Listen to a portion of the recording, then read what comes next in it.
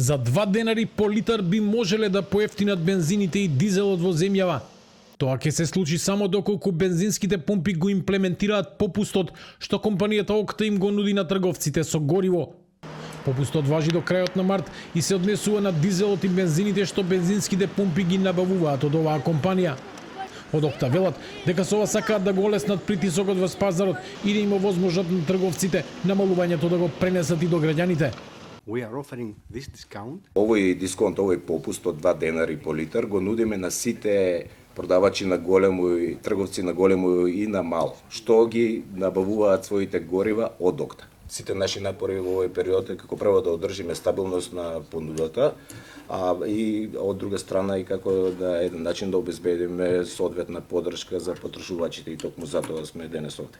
Државата ја следи состојбата на пазарот и очекува намалувањето да се почувствува и на бензинските пумпи, вели министерката за енергетика Сања Божиновска.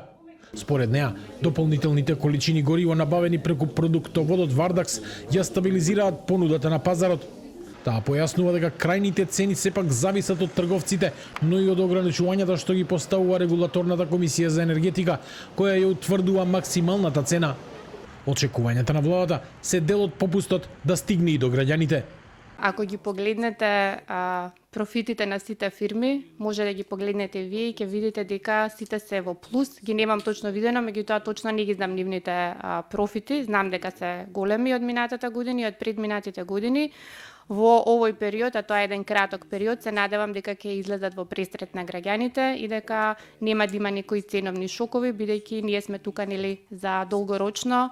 Не сакаме да имаме профитерство за овие недела 2-3. Од Мак Петрол, кои заедно со Окта се двата најголеми снабдувачи со гориво во земјава, велат дека намалувањето од 2 денари по литар не е доволно за значително намалување на малопродажните цени. Според компанијата, пазарот и натаму е под силен притисок од растот на цените на светските берзи. Оттаму посочуваат дека конечните цени зависат од повеќе фактори, а не само од попустот што го нуди снабдувачот. Горивата во земјава поскапеа во изминатите денови по наглиот раст на цената на нафтата на светските берзи, предизвикан од ескалацијата на кризата на Блискиот Исток.